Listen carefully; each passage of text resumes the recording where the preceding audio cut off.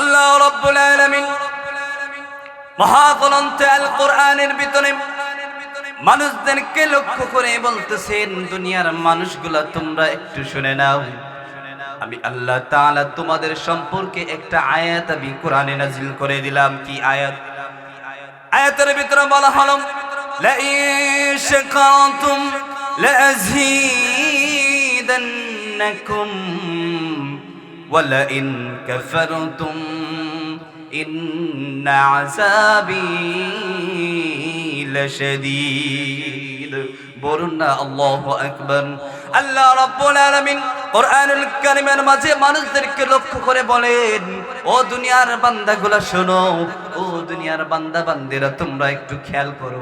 আমি আল্লাহ তাআলা একটা আয়াতের ভিতরে বলে দিলাম, আমি তোমাকে যে ইবাদত করার সুযোগ দিয়ে দিলাম, আমি যে তোমাকে নুনকির মাহফিলের ভিতরে যাওয়ার একটা তৌফিক দিয়ে দিলাম, এই মাহফিলে যাওয়ার কারণে তুমি যদি তোমার মন থেকে আমি আল্লাহ তাআলার শুকরিয়া আদায় করো, আমি আল্লাহ তাআলার প্রশংসা যদি বর্ণনা করো, আমি আল্লাহ তাআলা খুশি হয়ে তোমার ইবাদত করার জন্য তোমার আমলটা বাইরে দিয়ে দেন। সকলে বলুন সুবহানাল্লাহ।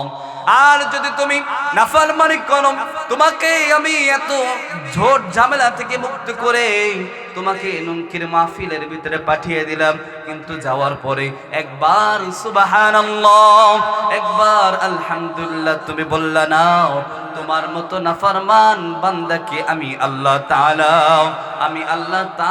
কঠিন আযাবের ভিতরে গ্রেফতার করে দেবে। বলেন নাউযুবিল্লাহ।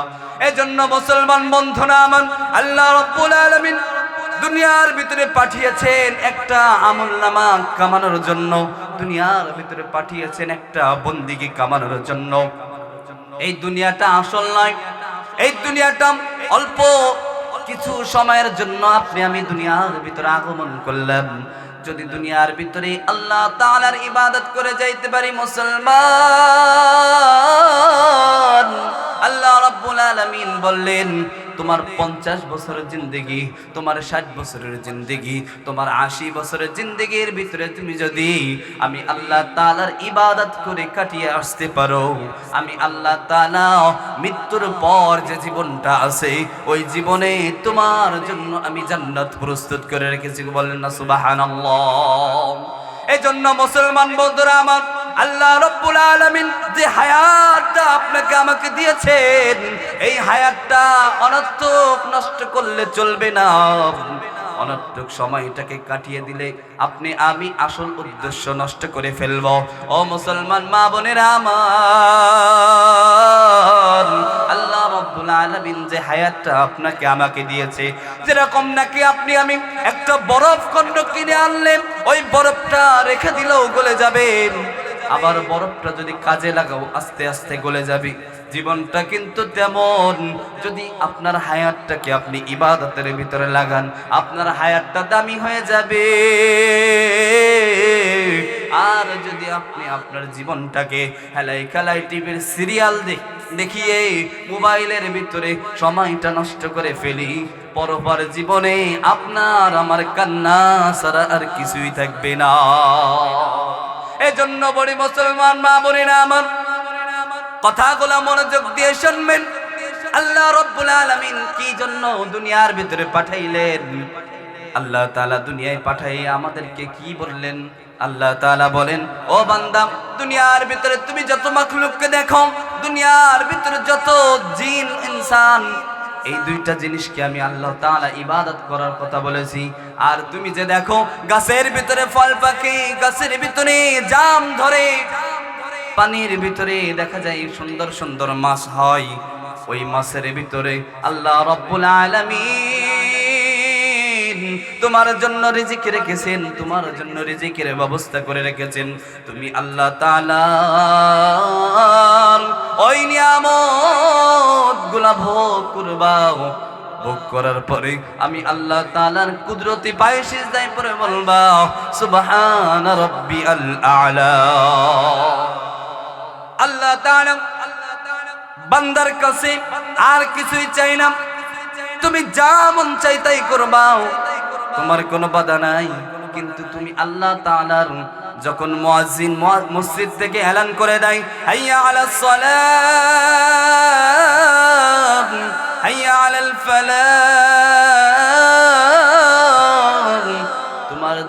সমস্ত কাজগুলো তুমি ফেলে আমি আল্লাহ তাআলার কুদরতি পায়ে সিজদায় পড়ে আমি আল্লাহ তাআলার প্রশংসা বর্ণনা করে দিবা। ও মা বোনেরাও, আল্লাহ তাআলা খুশি হয়ে তোমার জন্য পরপরের জান্নাতটাকে সুন্দর করে সাজাইতে থাকবেন। বলুন না সুবহানাল্লাহ। মুসলমান বন্ধুরা আমার, মানুষগুলা যখন মারা যায়, আপনি আমি যখন দুনিয়ার ভিতরে থাকবো না, ও মা বোনেরা, আপনি আমি যখন দুনিয়া থেকে বিদায় নিয়ে চলে যাব, যদি আপনি আমি মুসলমান ইমানদার হয়ে যাইতে পারি, আপনার আমার জন্য কেমন আপ্যায়নের ব্যবস্থা আল্লাহ তাআলা করে রেখেছেন। যখন জিবরাইল দুনিয়ার ভিতরে আসে মানুষের জানটা কবজ করার জন্য, যখন আজরাইলকে নিয়ে আসে, তখন আসমানের ফেরেশতারা ডাক দিয়ে বলেন, ও আজরাইল তুমি কোথায় যাও? আজরাইল আলাইহিস সালাম বলেন, আমি দুনিয়ার ভিতরে নুনখের গ্রামে অমুক একজন মা বোন আজকে ইন্তেকাল করবে, তার জানটা আমি কবজ করতে যাই, তার জানটা আমি বের করার জন্য যাইতেছি। এই কথা বলার পরে তাকে বলা হয়, যাও যাও তুমি জানটা নিয়ে আসো। যখন দেখে মা বোনটা ছিল ইমানদার দিনদার মহিলা ছিল, তার জানটা কবজ করার জন্য আল্লাহ রাব্বুল আলামিন একজন দুইজন নয় ৭০,০০০ ফেরেশতা একটা বাহিনী পাঠিয়ে দেয়। যাও রে যাও, দুনিয়ার ভিতরে দেখো আমার একজন বান্দি দুনিয়ার বড় ইবাদত করত, দুনিয়ায় বড় আমার গোলামি করত, সে আজকে দুনিয়া থেকে আমি আল্লাহর সাথে সাক্ষাৎ করার জন্য আসবে, আমি আল্লাহর সাথে সাক্ষাৎ করার জন্য আসবে। ও মা বোনেরা রে, আল্লাহ তাআলার রাসূল হাদিসের মধ্যে বলতেছেন, ওই মা বোনটার জানটা নেওয়ার জন্য ৭০,০০০ ফেরেশতা তখন চলে আসে। ৭০,০০০ ফেরেশতারা কাতারবদ্ধভাবে তাকে একটা রুমালের ভিতরে আত্মাটা পেঁচিয়ে যখন আল্লাহর কাছে যাইতে চায়, প্রথম আসমানের ফেরেশতা ডাক দিয়ে বলেন, ও ভাই আজরাইল, তোমার শরীরে এত ঘ্রাণ কোথা থেকে আসলো? তোমার শরীরে এত সুন্দর ঘ্রাণ কেন? তুমি কি এমন ঘ্রাণ নিজে ব্যবহার করছো, আমাকে একটু জানাও। আল্লাহ তাআলার ফেরেশতা ডাক দিয়ে বলেন, ও আসমানের ফেরেশতা, আমি কোনো ঘ্রাণ মাখি নাই। ওই নুনখের গ্রামের ভিতরে একজন আল্লাহর বান্দা বান্দি, তার জানটা যখন কবজ করে আনলাম, সে বড় দুনিয়ার ভিতরে ভালো ছিল, সে স্বামীর খেদমত করত, সে মানুষকে ভালোবাসত, মেহমানদেরকে আদর করত, মানুষকে গালমন্দ করত না, মানুষের সমালোচনা করত না, সময় মতো নামাজটা সে আদায় করে নিত, আল্লাহ তাআলার সাথে সম্পর্ক ভালো ছিল, যার কারণে আল্লাহ তাআলা তার আত্মাকে ঘিরানে পরিণত করে দিয়েছেন। সকলে বলুন না সুবহানাল্লাহ। ও মুসলমান মা বোনেরা আমার, কথাগুলো মনোযোগ দিয়ে শুনবেন। এরপরে ওই প্রথম আসমানের ফেরেশতাগুলো তাকে আহলান সাহলান জানিয়ে দ্বিতীয় আসমানে যখন তাকে পৌঁছাইয়া দেয়, দ্বিতীয় আসমানের ফেরেশতা এইভাবে বলতে থাকে। এইভাবে যখন আল্লাহ রাব্বুল আলামিনের কাছে চলে যায়, ওই ফেরেশতাগুলোকে বলা হয়, ওই আত্মাটাকে সুন্দর মতো জান্নাতের বালাখানায় নিয়ে যাও। আর যদি বদকার হয়ে থাকে, কোরআন হাদিস মতো দিনের জীবনটাকে চালাই নাই, তাহলে আল্লাহ তাআলা আদেশ করেন, ওই আত্মাটাকে জাহান্নামের ভিতরে তুমি পুড়াইতে শুরু করো। একদিন দুই দিন না, কিয়ামত পর্যন্ত তার আত্মাটাকে আগুনে জ্বালাইতে থাকো, তার আত্মাটাকে, তার রূহটাকে কিয়ামত পর্যন্ত সাপে দংশন করাইতে থাকো। ও মুসলমান বন্ধুরা আমার, আপনি আমি যদি ফজরের নামাজ কাজা করি, ফজর থেকে জোহর পর্যন্ত সাপে দংশন করবে। জোহরের নামাজ কাজা করার কারণে জোহর থেকে আসর পর্যন্ত কবরের ভিতরে আগুন জ্বলবে। আসরের নামাজ না পড়ার কারণে মাগরিব পর্যন্ত, মাগরিব থেকে এশা পর্যন্ত, এমনি ভাবে এশারের নামাজ না পড়ার কারণে ফজর পর্যন্ত কবরের ভিতরে আগুন জ্বলতে থাকবে। ও আল্লাহর বান্দা বান্দিরা, আল্লাহ রাব্বুল আলামিন বলেন, তোমরা দুনিয়ার ভিতরে এখন আসো, একদিন থাকবা না, কিন্তু তুমি তোমার সন্তান সন্ততিকে এমন বানাইবা যাতে করে তুমি দুনিয়া থেকে বিদায় নিয়ে চলে গেলে ওই সন্তান যেন তোমার জানাজাটা পড়াইতে পারে, ওই সন্তানটা যেন তোমার কবরের সামনে দাঁড়াইয়া আল্লাহকে ডাক দিয়ে চোখের পানি ছেড়ে যেন বলতে পারে রব্বির হামহুমা কামা রব্বায়ানি সগীরা। এমনি ভাবে যখন আল্লাহ রাসূল বলেন কোন সন্তান যদি পিতামাতার জন্য দুই হাত তুলে চোখের পানিটা ছেড়ে যখন আল্লাহর কাছে আল্লাহর শেখানো দোয়াটা বলে রব্বির হামহুমা কামা রব্বায়ানি সগীরা, এই দোয়াটা যখন বলতে থাকে, এই আয়াতটা যখন আল্লাহর শেখানো দোয়াটা যখন বলতে থাকে, আল্লাহ তাআলা ডাক দিয়ে বলে ফেরেশতারে আমার বান্দা কাঁদে কেন, তার চোখের পানি পড়ে কেন, তার চোখের পানি কেন পড়ে, ও আমার ফেরেশতারা কি কারণে কাঁদতেছে আমাকে একটু জানাও। ফেরেশতারা ডাক দিয়ে বলে আল্লাহ আপনি তো সব কিছু জানেন, সব কিছু দেখেন, তারপরে বলতেছি দুনিয়ার ভিতরে আব্দুর রহমানের বাবা আব্দুর রহমানের মা দুনিয়া থেকে বিদায় নিয়ে চলে গেছে, মার জানাটা সামনে নিয়ে চোখের পানি ছেড়ে দিয়ে কান্দে আর আল্লাহ তোমার শিখানো দোয়া বলে রব্বির হামহুমা কামা রব্বায়ানি সগীরা। আল্লাহ তাআলা ডাক দিয়ে বলেন ও আমার ফেরেশতারা আমার ওই বান্দা যখন তার পিতা মাতার জন্য দোয়া করে আমি আল্লাহ তাআলা আমার তো ভালো লাগে না, তার পিতা মাতার আমলনামাটা আপনার সামনে একটু পেশ করো। ফেরেশতারা পেশ করে ওগো আল্লাহ তার আমলনামার ভিতরে অনেক গুনাহ রয়ে গিয়েছে। আল্লাহ তাআলা ডাক দিয়ে বলেন ও ফেরেশতারা দেখোস না আমার শিখানোর দোয়া পড়ে আমার বান্দা তার পিতা মাতার জন্য হাত তুলে দোয়া করে চোখের পানি ছেড়ে দিছে, ও ফেরেশতারা রে তার চোখের পানি নাকের আগায় আসার আগে তার পিতা মাতার কবরের আযাব মাফ করে জান্নাতি বানিয়ে দাও। বলুন না সুবহানাল্লাহ। একটা ঘটনা বললে মুসলমান বুঝে আসবে কেমন আপনি আমি আমার সন্তানকে আলেম বানাইলে কেমন হবে। আল বিদায়া ওয়ান নিহায়া কিতাবের ভিতরে একটা ঘটনা আসছে। একজন আল্লাহর বান্দা ছিলেন, সে অত্যন্ত খারাপ কাজ করতেন, তিনি মানুষের বাড়ি থেকে চুরি চামারি করতেন। অত্যন্ত খারাপ কাজ করার কারণে একদিন চুরি করতে যে সে ধরা খেয়ে গেল। ধরা খাওয়ার পরে তাকে এমন পিটানে দিয়েছে মানুষে, সে মৃত্যুর মতো অবস্থা হয়ে গেল। যখন নাকি দুনিয়া থেকে বিদায় নিয়ে চলে যাবে, তার স্ত্রী ছিল পেটে ভিতরে সন্তান ধারণকারিণী। তার স্ত্রীকে ডাক দিয়ে বললেন ও প্রাণের স্ত্রী আমার সন্তানটা যদি ছেলে হয় বড় হওয়ার পরে আমার সন্তানটাকে তুমি মাদ্রাসায় ভর্তি করিয়ে দিবা, আমার সন্তানটাকে তুমি নুনকির তালিমুল কোরআন মাদ্রাসায় পাঠিয়ে দিবা, ওইখানে ভর্তি করবা, ওইখানের পড়ালেখা বলো অনেক ভালো, ওইখানের পড়ার মানগুলো অনেক ভালো, ওইখানের হুজুরগুলো অনেক ভালো, ওইখানে আমার সন্তানটাকে ভর্তি করিয়ে দিবা। এমন একটা মাদ্রাসার নাম বলেন। তিনি যখন দুনিয়া থেকে বিদায় নিয়ে চলে গেল, যেহেতু তিনি চোর ছিলেন, মানুষের কাছ থেকে লুট করে তিনি ছড়াফেরা করতেন, তার কবরের ভিতরে মরার সাথে সাথে আগুন জ্বলা শুরু করে দিল।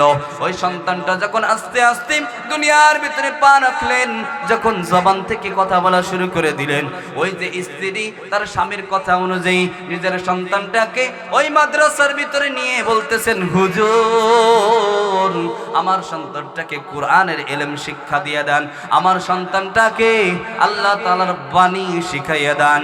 যখন সন্তানটাকে রেখে আসলো, সন্তানটা বাবার কথা মনে করে হুজুরের পাশে পড়ে মাথার ভিতরে একটা টুপি লাগিয়ে সামনের ভিতরে একটা কায়দা নিয়ে বসলেন।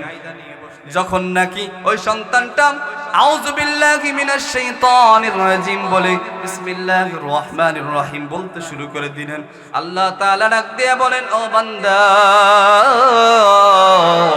আমি আমার আরশের ভিতরে আমার রহমতের ভিতরে ঢেউ খেলে ওই বান্দারা ছেলেরা যখন মাদ্রাসার ভিতরে যেই কোরআন পড়া শুরু করে আল্লাহ তাআলার কাছে আশ্রয় প্রার্থনা করে, বিসমিল্লাহ বলে যখন শুরু করে চোখ দিয়ে পানি পড়ে, বাপের কথা মনে করে আর আউযু বিল্লাহ বিসমিল্লাহ পড়ে আমার ফেরেশতাদেরকে ডাক দিয়ে বলে, ফেরেশতারে তার বাবার কবরে আযাবটা মাফ করে জান্নাতের ব্যবস্থা করে দাও। ও মুসলমান বন্ধুরা আমার, আপনারা আমার সন্তানকে যদি এমন একজন হক্কানি আলেম রব্বানি আলেম বানাইতে পারি মুসলমান বন্ধুরা, তাহলে দেখা যাবে আপনার আমার মরার পরেও একটা সুন্দর ব্যবস্থা, আপনার আমার আমল জারি করার ব্যবস্থা থাকবে। আল্লাহ রাসূল সাল্লাল্লাহু আলাইহি ওয়াসাল্লাম বলেন, যদি কোনো নেক সন্তান দুনিয়ার ভিতরে থাকে ওই কবরের জীবন তার জন্য সুন্দর হয়ে যায়। যদি একটা নেক সন্তান আপনার আমার থাকে, তাহলে যতদিন সে দুনিয়ায় থাকবে, যতদিন সে নামাজ আদায় করে হাত দুইখানা তুলবে, হাত ওঠানোর সাথে সাথে অটোমেটিক চোখ দিয়ে মা বাবার জন্য পানি বের হয়ে যাবে। কথা বলেন ঠিক কিনা? কিন্তু আমরা আমাদের সন্তানকে যখন মুখের ভাষা চালু হয়ে যায়, তখন আল্লাহর কোরআনের বাণী আপনি আমি শিখাই না, তখন কি শেখায়? হাট্টিমা টিম টিম তারা মাঠে পারে ডিম, এই সমস্ত কবিতা আমরা শিখাই। কথা বলেন ঠিক কিনা? আবার ইংরেজি কবিতা আমরা শিখাই, two little black bird, teddy bear কি হাবিজাবি কবিতা, যার কোনো অর্থই নাই, যার কোনো মানেই নাই। কি বলতেছে আসলে কি তা বাস্তবে কিছু আছে কিনা এমন তারা মুসলমান ঘরের সন্তানে এই সমস্ত কথাগুলো তারা বলে।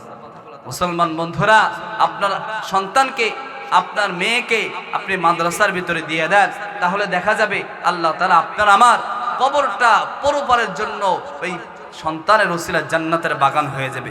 মুসলমান বন্ধুরা আমার, আল্লাহ রাব্বুল আলামিন দুনিয়ার ভিতরে আপনার আমার জন্য একটা জান্নাতের ব্যবস্থা করে রাখবে।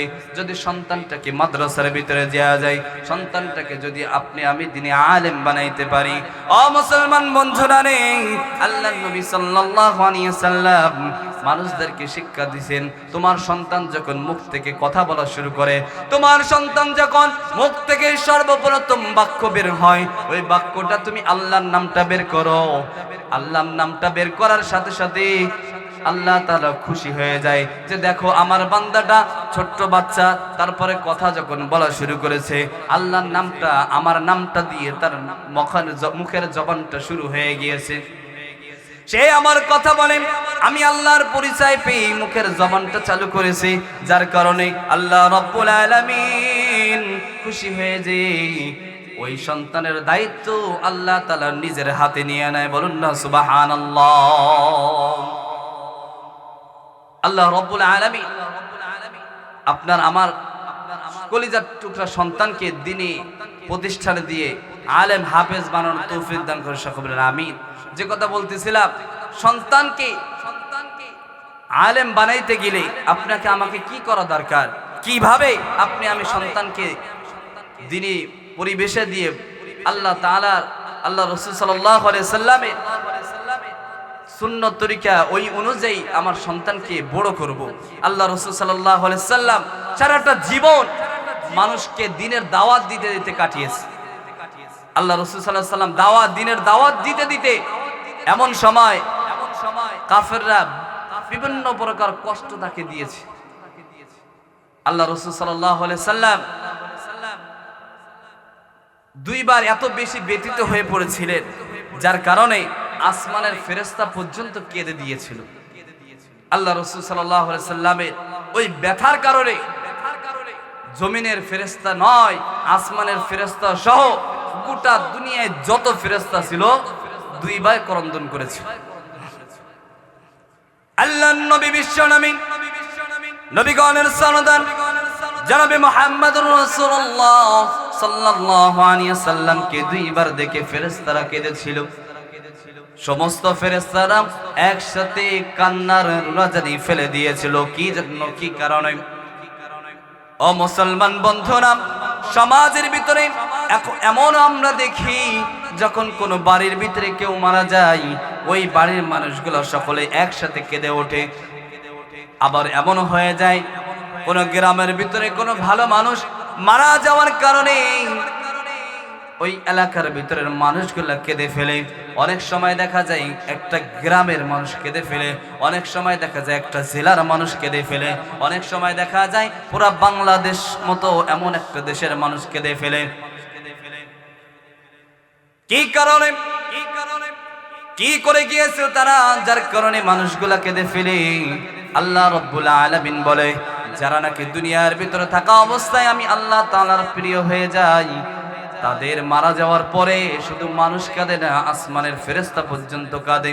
আল্লাহর নবী জনাবে মুহাম্মদুর রাসূলুল্লাহ সাল্লাল্লাহু আলাইহি ওয়াসাল্লাম যখন তায়েফের ময়দানে মানুষদেরকে দ্বীনের দাওয়াত দিতে শুরু করে দিলেন, মানুষদেরকে বলতেছেন, ও আমার কওমের মানুষরা, ও তায়েফবাসীরা শোনো, তোমাদেরকে এমন একটা দ্বীনের দাওয়াত আমি দিয়ে দেব, যদি এই কালিমার উপরে তোমরা আমল করতে পারো, এই কালিমার উপরে যদি তোমরা আমল করতে পারো, এই কালিমাকে যদি তোমরা মেনে নিতে পারো, আল্লাহ রাব্বুল আলামিন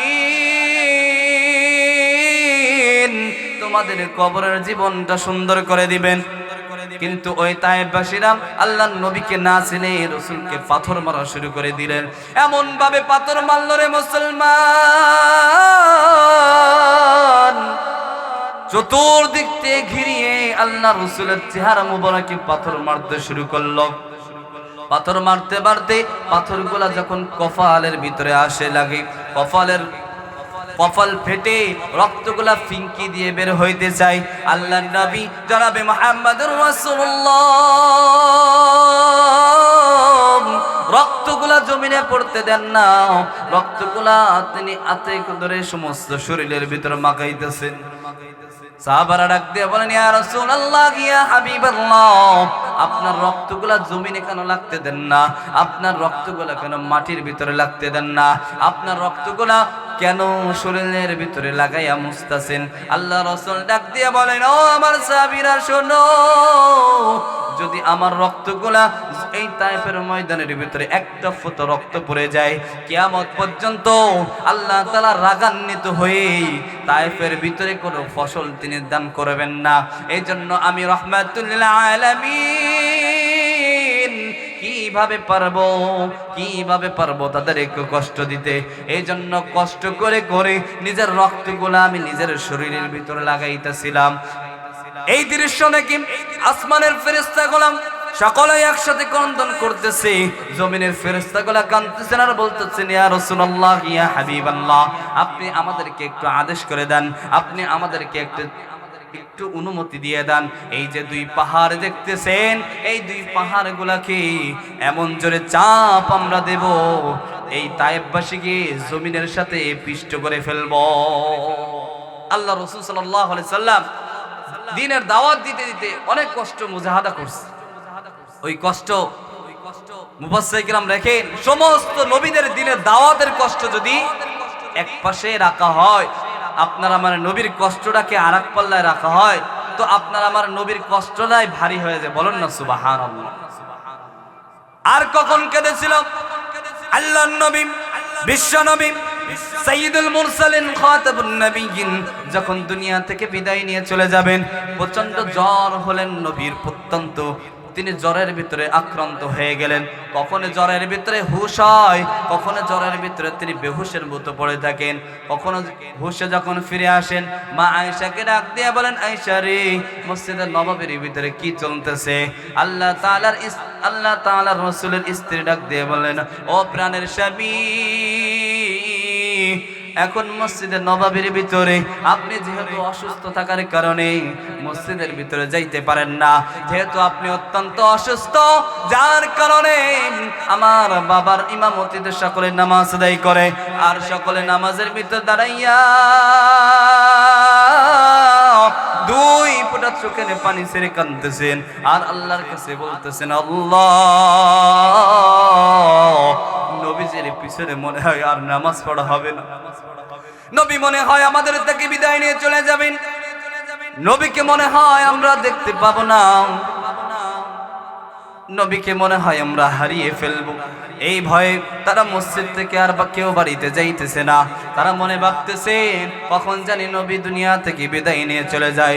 ওই দিনকে কেউ আর বাজারে যায় না, কেউ আর বাড়ির ভিতরে যায় না, কেউ আর খাইতে যায় না, মন মনা করে মসজিদের নববীর গেটের সাথে বসা। হযরত বিলাল রাদিয়াল্লাহু তাআলা আনহু তিনি ছিলেন আল্লাহ রাসূলের মুয়াজ্জিন। তিনি প্লেয়ারের সাথে মাথাটা হেলান দিয়ে চুপটে পড়ে মুখে নিচে করে চোখের দুই ফোঁটা পানি ছেড়ে কাঁদতেছেন, আল্লাহকে বলতেছেন, আল্লাহ ওগো আরশের মালিক, যদি নবী দুনিয়া থেকে চলে যায়, যদি নবী দুনিয়ার ভিতরে না থাকে, তাহলে আমি কার জন্য আজান দেব, আর কে আমার সামনে ইমামতি করবে? চোখের পানি ছেড়ে ছেড়ে কাঁদতেছে। হঠাৎ করে আল্লাহ রাসূলের কাছে দুইজন ফেরেশতা এসে বলতেছেন, ইয়া রাসূলুল্লাহ, ইয়া হাবিবাল্লাহ, আপনার কাছে একটা নতুন একজন ফেরেশতা এসেছে, ইয়া নবী সাইয়্যিদুল মুরসালিন, যদি আপনি অনুমতি দেন আপনার সাথে সাক্ষাৎ করবে, আপনার সাথে দেখা করবে, আপনাকে স্বাগতম জানাইতে চাই। আল্লাহ নবী ডাক দিয়া বলেন, যদি আমি অনুমতি না দিই তাহলে কি হবে? আল্লাহ রাসূল সাল্লাল্লাহু আলাইহি ওয়াসাল্লামের কথা শুনে জিবরাইল বলেন, তাহলে আজরাইলকে আবার রিটার্ন ফিরে যাওয়ার কথা বলা হয়েছে। আল্লাহর জিবরাইল ডেকে বলেন, ইয়া রাসূলুল্লাহ, আল্লাহ তাআলা আপনার সাথে সাক্ষাৎ করার জন্য আরশে আজিমে ব্যবস্থাপনা করতেছে, মাহফিলের আয়োজন করেছে। আল্লাহ তাআলা আপনাকে দেখতে চায়, আল্লাহ তাআলা আপনার সাথে দিদার নিতে চায়, আল্লাহ তাআলা আপনার সাথে সাক্ষাৎ নিতে চায়। আল্লাহ নবী ওই সময়, ওই মৃত্যুর সময়ও আল্লাহ তাআলাকে ডাক দিয়ে বলেন, আল্লাহ, সকল নবীদের জীবনে তিনটা দোয়া তুমি কবুল করেছো, কিন্তু আমি আল্লাহ রাসূল, আমি তো আমার এমন একটা দুইটা দোয়া এখনো বাকি রয়ে গেল। কি সেই দোয়া? আল্লাহ রাসূল ডাক দিয়া বললেন, ইয়া পরওয়ারদিগার, এ রব্বি আল্লাহ, আমি আমার উম্মতকে এত বেশি ভালোবাসি, এত বেশি ভালোবাসি, আমার উম্মতকে যদি তুমি গুনাহ করার কারণে সরাসরি আযাব দিয়ে দাও, আমি নবী হয়ে কষ্ট পাবো। ওগো আল্লাহ, তুমি কি করবা? আমার নবী, আমার উম্মতগুলা যখন গুনাহ করবে, সরাসরি তুমি তাদেরকে কিছু বলবা না, সরাসরি তাদেরকে আযাব দিবা না, সরাসরি তুমি তাদেরকে পাকড়াও করবা না। যদি তুমি আমি আমার বান্দাকে, আমি আমার উম্মতকে যদি তুমি গুনার কারণে সরাসরি আযাব দিয়ে দাও, তারা তো তওবা করার সুযোগ পাবে না, তারা তো তওবা করার সুযোগ পাবে না। ওগো আল্লাহ, আমার উম্মতদেরকে তওবা করার সুযোগ তুমি আল্লাহ তাআলা দিয়ে দিও। এই বলতে বলতে নবী দুনিয়া থেকে বিদায় নিয়ে চলে গেছেন। সাহাবায়ে কেরামরা কাঁদতেছেন আর মনটা মরা করে মসজিদের ভিতরে বসতেছেন। কাউর আর ভালো লাগে না। ওমর হাতে তরবারি নিয়ে ঘুরে আর বলে, কে আসো? নবী দুনিয়ায় নাই এই কথা বলবা, আমি তরবারি দিয়ে তার দুই ভাগ করে ফেলবো। ওমর ঘুরতেছে আর বলতেছে যে, কে আসো? বলতেছে নবী নাই, তার মাথাকে আমি দুই ভাগ করে ফেললাম। তিনি মেনে নিতে পারেন না যে নবী দুনিয়ায় নাই। হযরত ওমর ফারুক রাদিয়াল্লাহু তাআলা আনহুর এই কাণ্ড দেখে হযরত আবু বকর সিদ্দিক রাদিয়াল্লাহু তাআলা আনহু তিনি একটা ভাষণ দিয়ে দিলেন নবীর ইন্তিকাল সম্পর্কে। তারপরে হযরত ওমর বসে গেলেন। যখন নবী করিম সাল্লাল্লাহু আলাইহি সাল্লামের দাফন কাফন হয়ে গেল, হযরত বিলাল পরের দিন সকালে আবু বকর সিদ্দিক রাদিয়াল্লাহু তাআলা আনহুর সামনে এসে বসলেন। বসে বলতেছেন, ও আমিনুল মুমিনিন, আমাকে বিদায় দিয়ে দেন, আমাকে বিদায় দেন, আমি আর মদিনার ভিতরে থাকব না। হযরত বিলাল রাদিয়াল্লাহু তাআলা আনহু নবীজির ইন্তিকালের পরের দিন যখন দাফন কাফন হয়ে গেল, হযরত বিলাল এবার আবু বকর সিদ্দিক রাদিয়াল্লাহু তাআলা আনহুর সামনে হাজির। এসে বলতেছেন, আমিরুল মুমিনিন, আমাকে বিদায় দিয়ে দেন, আমি আর মদিনার ভিতরে থাকবো না, আমি আর মদিনার ভিতরে থাকবো না। কোথায় যাবা? কি করবা? কেন তুমি মদিনা ছেড়ে চলে যাবা? কি তোমার সমস্যা আমাকে বলো। আবু বকর ডাক দিয়ে বলেন, নবী নাই এজন্য তুমি মনের ভিতরে মন খারাপ করতেছো। মনে হয় নবী তোমাকে টাকা পয়সা দিত, এই কারণে নবী নাই, তোমার টাকা পয়সা কে দিবে এই চিন্তা করে তুমি চলে যাইতেছো। বিলাল চোখের পানি ডাক দিয়ে ছেড়ে বলেন, ওগো আমিরুল মুমিনিন, আমি এজন্য কাঁদি না, আমি এই জন্য কাঁদতেছি, আমার নবী নাই। আমি নবী ছাড়া যখন আমি আযান দেব, আমি যখন আযান দেব, আযান দিতে দিতে যখন বলবো আশহাদু আন্না আন্না মুহাম্মাদার রাসূলুল্লাহ। যখন এই কালিমাটা আমি যখন বলবো, আমার নবী যদি আমার সামনে না থাকে, আমি বিলাল আর মেনে নিতে পারবো না। আমি তো ওই বিলাল যে বিলাল নাকি নবীজের রাস্তা দিয়ে পাথর গোলা সরিয়ে দিতাম। আমি তো ওই বিলাল যে নবী রাস্তা দিয়ে যাইতো, আমি রাস্তা থেকে কাঁটাগুলা সরাই দিতাম। আমি তো ওই বিলাল যে নবী যখন মসজিদে নববীতে আসতো, নবীর জুতাগুলা আমি বগলের নিচে রাখতাম।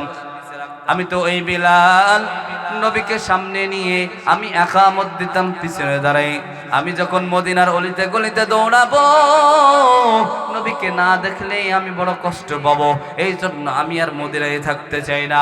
তিনি মদিনা ছেড়ে সিরিয়ার দামেস্ক এলাকার দিকে চলে গেলেন। একদিন, 2 দিন, 6 মাস পরে আল্লাহর নবী তাকে স্বপ্ন দেখায়, বিলাল, ও বিলাল, তুমি আমাকে ছেড়ে 6 মাস হয়ে গেল, মদিনা ছেড়ে তুমি এখানে চলে আসছো। আমার রওজার পাশে ওমর দাঁড়িয়ে আমাকে সালাম জানাই, আবু বকর দাঁড়িয়ে আমাকে সালাম জানাই, ওসমান দাঁড়িয়ে আমাকে সালাম জানাই। কি অপরাধ করলাম রে বিলাল, কি অপরাধ আমি করলাম? আমার রওজা ছেড়ে তুমি চলে আসলা। হযরত বিলাল রাদিয়াল্লাহু তাআলা আনহু ঘুমটা ভেঙে গেলেন। ঘুমটা ভাঙার পরে তিনি সরাসরি মদিনার উদ্দেশ্যে রওনা হয়ে গেল। যখন তিনি মদিনার রাস্তা দিয়ে ঢুকতেছেন, মদিনার ছোট ছোট বাচ্চাগুলা মাকে ডাক দিয়ে বলেন, মা, ও মা, আল্লাহর নবীর বিলালকে রাস্তার ভিতরে দেখা যায়, মনে হয় আল্লাহর নবী দুনিয়ায় আবার ফিরে আসবেন, মনে হয় আল্লাহর নবী মসজিদের নববীতে আবার নামাজ আদায় করাবেন। ও মা, মাথার ভিতরে টুপি লাগিয়ে দেন, নতুন জামাটা পরিয়ে দাও। বিলালকে রাস্তার ভিতরে দেখা যায়, মনে হয় আল্লাহর নবী আবার দুনিয়াতে ফিরে আসবে। মা গোলা ডাক দিয়ে বলেন, বাবা, যারা দুনিয়া থেকে একবার বিদায় নিয়ে চলে যায়, তারা আর কোনো সময় দুনিয়ায় ফিরে আসতে পারে না। হযরত বিলাল রাদিয়াল্লাহু তাআলা আনহু মসজিদে নববীর গেটের সামনে দাঁড়িয়ে কাঁদতেছেন। নবী নাই মনটা মানে না, নবীর রওজার সামনে দাঁড়িয়ে কাঁদতেছেন, ইয়া রাসূলুল্লাহ, আমি তো আপনার মহব্বতের কারণে আপনার রওজাকে দেখে সহ্য করতে পারবো না, আমার মনটা বড় ভেঙে পড়বে, যার কারণে আমি দামেস্ক এলাকায় চলে গেলাম। নবী, আমি আপনাকে আগে যেরকম মহব্বত করতাম, এখনো তার থেকে বেশি মহব্বত করি। এইবার হযরত ওমর রাদিয়াল্লাহু তাআলা আনহু বলতেছেন, ও বিলাল, ও নবীর মুয়াজ্জিন, তুমি আযান দিয়ে দাও। তোমার আযান অনেক দিন আমরা শুনি নাই, তুমি আযান দিয়ে দাও। 6টা মাস হয়ে গেল, ও বিলাল, তুমি মদিনার ভিতরে আযান দাও না। মানুষের মনের ভিতরে তোমার প্রতি একটা মহব্বত রয়ে গেল। হযরত বিলাল বলতেছেন, না না, আমি আযান দেব না। আমি যদি আযান দিই, আমার কলিজা মানবে না, আমার মনটা বড় ভেঙে যাবে। নবীকে না দেখার কারণে আমার মনটা বড় ব্যথিত হয়ে যাবে। এই কথা বলার পরে ওমর বলতেছেন, আযান দাও, দেয় না। বিলাল বলতেছেন, আমাকে আযান দিতে তোমরা বইলো না। হযরত ওমর ফারুক রিকোয়েস্ট করতেছেন, ও বিলাল, আযান দাও, তুমি আযান দাও। বিলাল বলে, না না, আমি আযান দিতে পারবো না। এরপরে হযরত সালমান ফারসি রাদিয়াল্লাহু তাআলা আনহু ডাক দিয়ে বলেন, যাও যাও, নানার নাতিপুতি হাসান হুসাইনের কাছে তোমরা যাও, যে তাকে রিকোয়েস্ট করো। দেখো, তার নাতিপুতি যখন হাসান হুসাইন যখন বিলালকে বলবে, অবশ্যই বিলাল আযান দিতে বাধ্য হয়ে যাবে। হাসান হুসাইন এসে ডাক দিয়ে বলেন, ও নানার মুয়াজ্জিন,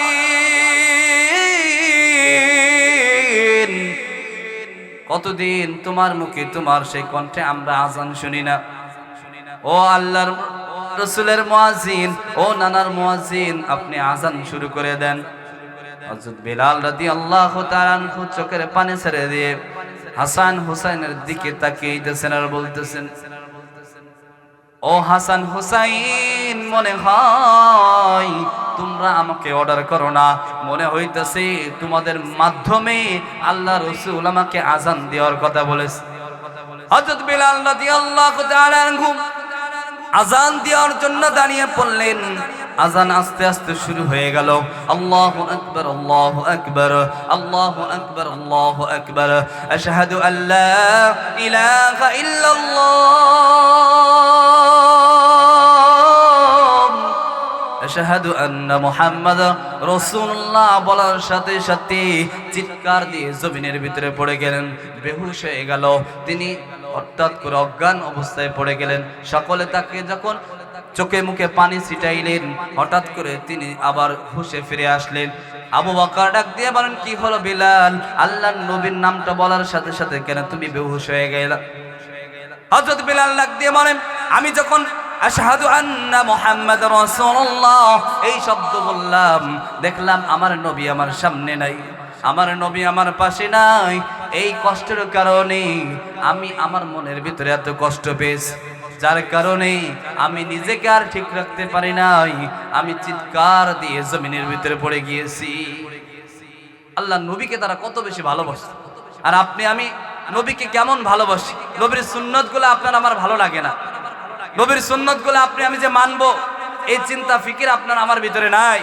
আপনি আমি দাবি করি রসুলকে ভালোবাসি, আপনি আমি দাবি করি কোরআনকে ভালোবাসি, আপনি আমি দাবি করি মা আয়েশা রাদিয়াল্লাহু তাআলা আনহার তার জীবনী আমরা ভালোবাসি, কিন্তু নিজেরা তাদের মতো হওয়ার চেষ্টা করি না। কিন্তু দেখা যায় সমাজের ভিতরে যখন নতুন কোনো ফ্যাশন ডিজাইনের ড্রেস আসে, আমরা প্রতিযোগিতা লাগাই কে কার আগে ওটা কিনতে পারি। কিন্তু আমরা এই প্রতিযোগিতা করি না যে কিভাবে আমার আমলটা মা আয়েশার মতো হয়ে যায়, কিভাবে আমার আমলটা মা খাদিজার মতো হয়ে যায়, কিভাবে আমার আমলটা নবীর যুগের মহিলাদের মতো হয়ে যায়। এজন্য আমাদেরকে আল্লাহ রসুলকে ভালোবেসে তাকে পরিপূর্ণ তাবেদারি অনুকরণ করে চলা। কিয়ামতের ময়দানে আপনি আমি যদি দুনিয়া থেকে ইবাদত না করি, কিয়ামতের ময়দানে আপনার আমার আমল ছাড়া কিছুই কাজে আসবে না। যদি আপনি দুনিয়ার ভিতরে থেকে একবার সুবহানাল্লাহ বলেন, তাহলে ওই কিয়ামতের ময়দানে আমলনামার ভিতরে দেখবেন যে অমুক দিন অমুক সময়ে আপনি সুবহানাল্লাহ বলেছিলেন। আপনি যদি একবার আলহামদুলিল্লাহ বলেন, তাহলে দেখতে পাবেন ওই দিন আপনার ওই খাতার ভিতরে আমলনামার ভিতরে আলহামদুলিল্লাহ আছে। একবার যদি নবীর প্রতি দুরূদ প্রেরণ করেন, ওই দুরূদের ফজিলত আপনি আমলনামার ভিতরে দেখতে পাবেন। কিয়ামতের ময়দানে ছেলে মাকে চিনবে না, মা ছেলেকে চিনবে না, বাবা সন্তানকে চিনবে না, ভাই ভাইকে চিনবে না। কিয়ামতের ময়দানে কঠিন মুসিবতের দিন, যখন সন্তান তার মাকে চিনবে না, মা তার সন্তানকে চিনবে না, বাবা তার সন্তানকে চিনবে না, ভাই ভাইকে চিনবে না, বোন তার ভাইকে চিনবে না। ওই মুসিবতের দিন আপনার আমার আমলনামা যদি ডান হাতে আসে, তাহলে আপনার আমার জন্য জান্নাত, আর যদি আমলনামা বাম হাতের ভিতরে চলে আসে, তাহলে দেখা যাবে আপনার আমার আমলনামার কারণে জাহান্নামের ব্যবস্থা হয়ে গেছে। আল্লাহ তাআলা ডাক দিয়ে বলবেন, ও আমার বান্দা, ও আমার বান্দি, দেখো তোমার কোনো আত্মীয় স্বজন আছে কিনা যে তোমাকে একটু নেক আমল দিয়ে সাহায্য করবে, তোমাকে একটু বন্দেগী দিয়ে সাহায্য করবে। এমন কেউ দুনিয়ার ভিতরে আছে কিনা দেখো। দেখো আজকে কিয়ামতের মাঠের ভিতরে তুমি পাও কিনা। ওই বান্দারা দৌড়ায় মার কাছে যাবে, মা, ও মা, তুমি তো আমাকে দুনিয়ার ভিতরে কত কষ্ট করেছো আমার জন্য, তুমি আমাকে পেটের ভিতরে ধারণ করেছিলা। ও মা, আজকে একটা আমলের কারণে আমি জাহান্নামের পথের প্রতীক হয়ে গেলাম। তুমি কি পারো আমাকে একটা আমল দিয়ে সাহায্য করতে? তুমি কি পারো আমাকে একটা আমল দিয়ে জান্নাতের বানাইতে? তুমি কি পারো আমাকে একটা আমল দিয়ে আজকে জান্নাতে পৌঁছে দিতে? মা এবার ডাক দিয়ে বলবেন, কে রে কে? দুনিয়ার ভিতরে আমার কোনো সন্তান ছিল না। সকলেই নিজের আমল নামায় ব্যস্ত থাকবে। মা বলবে যে আমার দুনিয়ায় কোনো সন্তান ছিল না, কোনো স্বামী ছিল না, কোনো ভাই ছিল না, এইভাবে বলতে থাকে। ওই মুসিবতের সময় আল্লাহ তাআলা দেখবেন কিয়ামতের ময়দানে কিছু মানুষ দৌড়াদৌড়ি করতেছে, কিছু মানুষ হাসরের ময়দানে দৌড়ায়। আল্লাহ তাআলা ডাক দিয়ে বলবেন, ফেরেশতা এরা দৌড়ায় কেন? ওদের কি সমস্যা? কেন দৌড়ায়? কেন দৌড়ায়? তখন বান্দা এবার ডাক দিয়ে বলবেন, ওগো আল্লাহ, ওগো মালিক, দুনিয়ার ভিতরে তোমাকে পাওয়ার জন্য, তোমাকে দেখার জন্য শীতের দিনে কনকনে ঠান্ডার ভিতরে কম্বলটা ছেড়ে ঠান্ডা পানি দিয়ে উজু করে ফজরের নামাজের ভিতরে আমরা শরীক হয়ে গিয়েছিলাম। আশা ছিল বাড়ি এই ফজরের নামাজে তোমাকে দেখার জন্য আমরা গিয়েছিলাম। না না মালিক, ফজরের সময় তোমাকে আমি দেখতে পাই নাই। জোহরের সময় মসজিদের ভিতরে গেলাম তোমাকে দেখার জন্য, তোমাকে পাওয়ার জন্য দৌড়াই দৌড়াই মসজিদে গেলাম। মালিক, না না, তোমাকে জোহরের সময়ও পাই নাই, তোমাকে আমি আল্লাহ তাআলা দেখতে পাই নাই। আসরের সময় আবার দৌড়াই গেলাম, দেখি মালিককে একটু দেখতে পাই কিনা, দেখি মালিকের একটু দিদার আমার নসিব হয় কিনা। না না মালিক, তোমাকে আসরের সময় আমি পাই নাই। মাগরিবের সময় চলে গেলাম মালিক তোমাকে দেখার জন্য। মালিক আল্লাহ, মাগরিবের সময় তোমাকে দেখতে পাইলাম না। এশারের সময় চলে গেলাম, মনে হয় এশারের সময় তুমি দেখা দিবা। না না মালিক, তোমাকে পাইলাম না। এশারের নামাজ শেষ করে দুরূদ ইব্রাহিম কিছু নফল নামাজ পড়ে ঘুমিয়ে গেলাম। দেখি স্বপ্নের ভিতরে মালিক তোমাকে দেখা যায় কিনা। সারা রাত ঘুমিয়ে কাটিয়ে দিলাম, মালিক না না, তোমাকে দেখতে পাই নাই। তোমাকে পাওয়ার জন্য টুঙ্গির ইস্তেমার ময়দানে গেলাম, না না, তোমাকে পাই নাই। তোমাকে পাওয়ার জন্য দিনে মাহফিলের ভিতরে গেলাম, না না, তোমাকে পাই নাই। তোমাকে পাওয়ার জন্য ও মালিক ননখের মাহফিলে গেলাম, না না, তোমাকে পাই নাই। তোমাকে দেখার জন্য দুনিয়ায় কত চেষ্টা মুজাহাদা করলাম, তোমাকে পাওয়ার জন্য দুনিয়ার ভিতরে কত কষ্ট মুজাহাদা করলাম। না না মালিক, দুনিয়ায় তোমাকে আমি কোন দুনিয়ার ভিতরে তোমাকে আমি পাই নাই। ও মালিক, আজকে হাসরের ময়দানে এই জন্য দৌড়াইতেছি যাতে করে তোমার দিদারটা একটু নসিব হয়ে যায়, তোমাকে দেখার ব্যবস্থা যেন হয়ে যায়।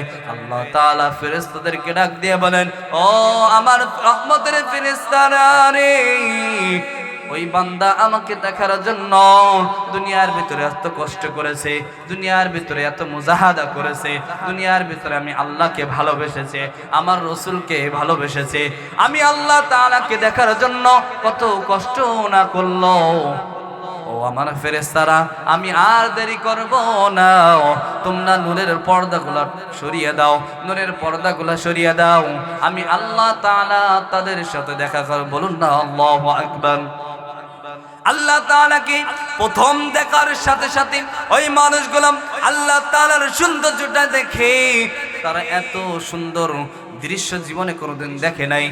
এত সুন্দর মহান মালিককে দেখে তারা কেমন জানি মুহূর্তের ভিতরে অচেতন অবস্থায় তারা পড়ে যাবে।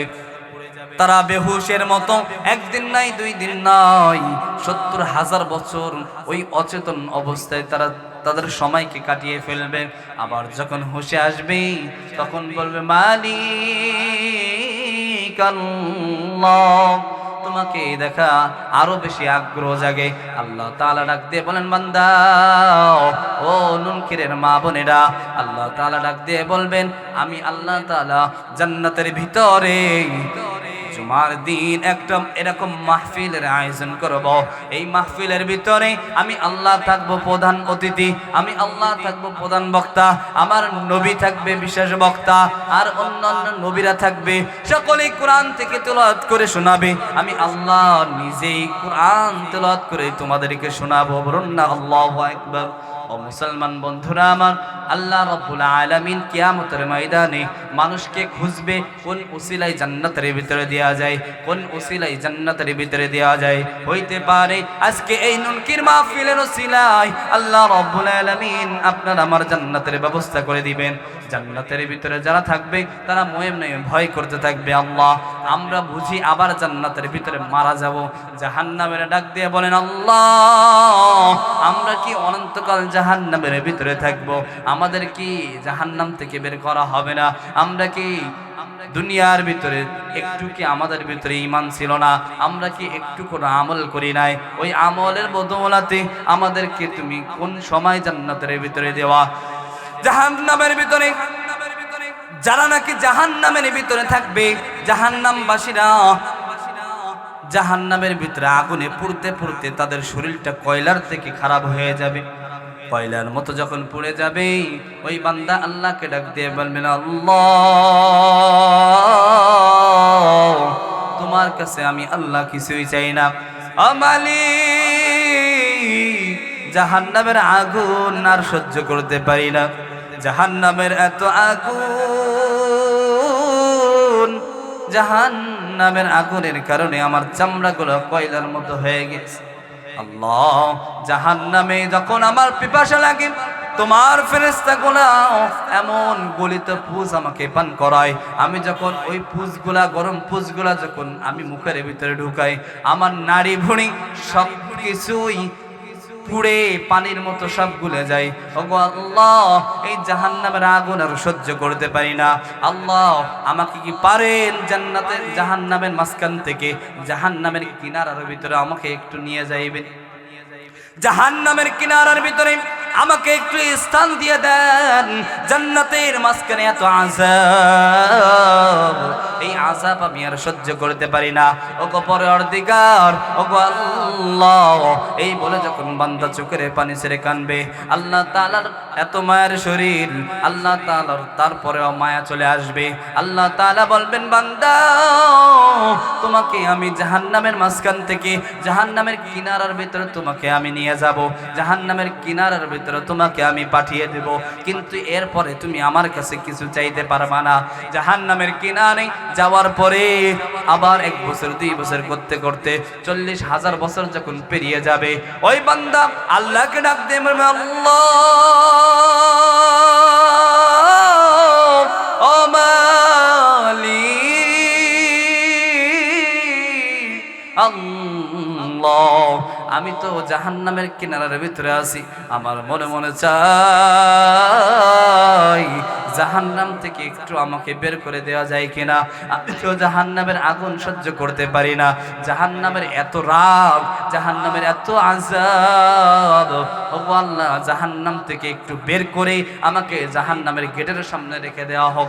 আল্লাহ তাআলা যখন দেখবে বান্দা অনেক কষ্টে চোখের পানি ছেড়ে ছেড়ে কাঁদতেছেন, আল্লাহ তাআলার মায়া হয়ে যাবে। আল্লাহ তাআলা জাহান্নাম থেকে বের করে জাহান্নামের গেটের সামনে রেখে দিবেন। এরপরে আল্লাহ তাআলা ডাক দিয়ে, আমার বান্দা, তুই আমার কাছে আর কিছু যাবি না, আমি আর তোকে কিছুই দেব না, আমি তোকে আর কিছুই দেব না, খবরদার আমার কাছে আর কিছুই যাবি না। বান্দা জাহান্নামের বাইরে থেকে জান্নাত দেখবে, দূরে জান্নাতের ভিতরে কত সুন্দর নাজ নিয়ামত, কত সুন্দর জান্নাত দেখা যায়। ওই জান্নাতের দেখতে দেখতে মনের ভিতরে কামনা বাসনা আসবে, কিভাবে একটু জান্নাতের কাছে যাওয়া যায়। এমনি ভাবে আবার 70,000 বছর যখন হয়ে যাবে, বান্দা এইবার আল্লাহকে ডাক দিয়ে বলবেন, আল্লাহ, ও আরশের মালিক, ও দুনিয়ার মালিক, ও জান্নাতের মালিক, ও মুহাম্মদ সাল্লাল্লাহু আলাইহি ওয়াসাল্লামের মালিক, আমাকে কি এখান থেকে একটু ওই জান্নাতের সামনে একটা গাছ আছে, ওই গাছের নিচে আমাকে একটু স্থান দেওয়া যায় কিনা? ওই জান্নাতের সামনে একটা বড় বৃক্ষ আছে, ওই বৃক্ষর সামনে আমাকে একটু রাখা যায় কিনা?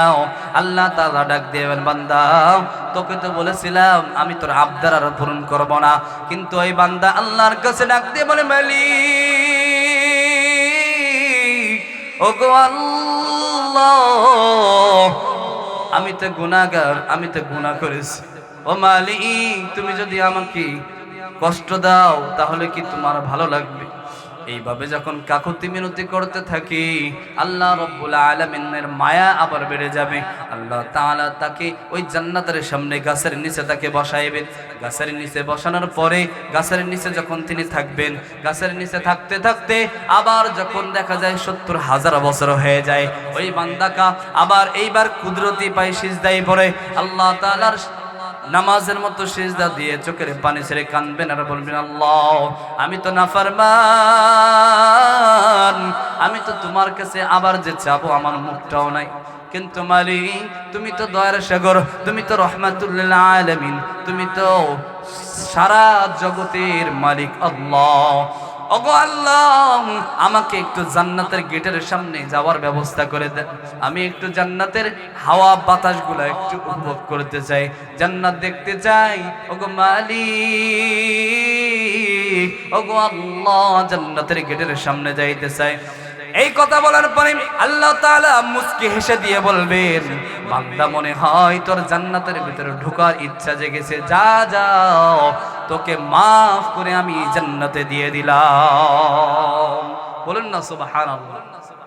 এই জন্য মুসলমান বন্ধুরা আমার, কবরটা এমন একটা জায়গা যেখানে সাথী থাকবে না, যেখানে বাতি থাকবে না। ওই কবরটা আপনার আমার জন্য জান্নাতের বাগান বানাইতে হলে এই দিনে মাহফিল, এই দিনে মাদ্রাসাগুলো আমাদের পুঁজি বানাইতে হবে। কিভাবে পুঁজি বানাইতে হবে? মাদ্রাসার ভিতরে নিজের সন্তানদেরকে দিয়ে তাদেরকে হক্কানি রব্বানি আলেম বানিয়ে তাদেরকে মরার পরে কবরটা যেন তারা সুন্দর করার জন্য তারা আমাদেরকে মরার পরে যেন রব্বির হামহুমা বলে দোয়া করতে থাকে। সম্মানিত হাজিরিন, যে কথাগুলো বললাম, সর্বপ্রথম আমাকে এবং আপনাদের সকলকে আমল করার তৌফিক দান করুক। আরেকটা কথা বললেই নয়, দেওবন্দের ভিতরে, ভারত দারুল উলুম দেওবন্দের ভিতরে এক মুহাদ্দিস সাহেব, তিনি মাদ্রাসাও পড়াইতেন, আবার রাজকার্যেও তিনি দায়িত্ব পালন করতে। তিনি যখন একদিন তার রাজকার্যে যাবেন, রাস্তার ভিতরে দেখলেন একটা জানাজা উপস্থিত। হুজুরকে পেয়ে তারা জানাজা দেওয়ার জন্য, কবরে দেওয়ার জন্য হুজুরকে আদেশ করলেন। হুজুরকে বললেন, হুজুর আপনি যদি করেন অনেক ভালো হয়। সংক্ষেপে বলতেছি মুসলমান। তারপরে তিনি যখন দাফন কাফন শেষ করলেন, করার পরে এই কবরের ভিতরে দেখা গেল তার চাবিটা পড়ে গেছে। কবরের ভিতরে দাফন করার সময় তার রাজকার্যের যে চাবি আছে, চাবিগুলো ওখানে পড়ে গেছে। চাবিটা পড়ে গেছে। এখন তিনি মনে মনে ভাবতেছেন যে চাবিটা তো উঠানো দরকার। কিছু মানুষকে বললেন কবরটা খুঁড়ো। কবরটা খুললেন। যখন কবরে এক কোদাল দুই কোদাল মাটি দেন, দেখতেছেন কবরের ভিতর থেকে একটা সুন্দর ঘিরান আসতেছে, সুন্দর ঘিরান আসতেছে, সুন্দর একটা ঘিরান আসে। তখন দেখলেন, যখন লাশটা উঠাইলেন, দেখলেন কবরের ভিতরে এমন সুন্দর ঘিরান দুনিয়ার ভিতরে কোনো জায়গায় দেখা যায় না। তার স্ত্রীকে জিজ্ঞাসা করলেন, কি আমল করতো যার কারণে তোমার স্বামীর কবরটা জান্নাতের বাগান হয়ে গেল? কি আমল করলো? তখন বলতেছেন যে আমার স্বামী তো কোনো আমল করতো না, শুধু একটু তার ভিতরে আক্ষেপ ছিল, আফসোস ছিল। কি আফসোস? সে যখন রাত্রিবেলায় সারাদিন কাঠ কেটে রাত্রিবেলায় যখন নামাজ পড়ে ঘুমাইতে যাইতো, কোরআন পড়তে পারতো না। কোরআনটাকে সামনে নিয়ে কোরআনের পৃষ্ঠাগুলো খুলে খুলে আঙ্গুল দিয়ে হাত ঘুরাইতেন আর চোখের পানি ছেড়ে কাঁদতেন আর বলতেন, মাওলা এ তেরি কালাম হে, তু মেরা মাওলা, এই বলতেন। আর সারা রাত বুকের ভিতরে কোরআনটা নিয়ে সারা রাত কাটিয়ে দিতেন, সারা রাত কাটিয়ে দিতেন। এই আমার স্বামীর আমল, এছাড়া আর কিছুই ছিল না। তখন বুজুর্গ বলেন, তোমার স্বামীর এই আমলের কারণে, কোরআনকে মহাব্বত করার কারণে হইতে পারে তোমার স্বামীর কবরটা জান্নাতের বাগানে পরিণত হয়ে গেছে। সুবহানাল্লাহ। আল্লাহ তাআলা আমাদের সকলকে এরকম ভাবে নিজের কবরটাকে জান্নাত বানানোর তৌফিক দান করে সকলে আমিন। ওয়া আখিরু দাওয়ানা আলহামদুলিল্লাহি রাব্বিল আলামিন। আসসালামু আলাইকুম ওয়া রাহমাতুল্লাহি ওয়া তাআলা ওয়া বারাকাতুহু।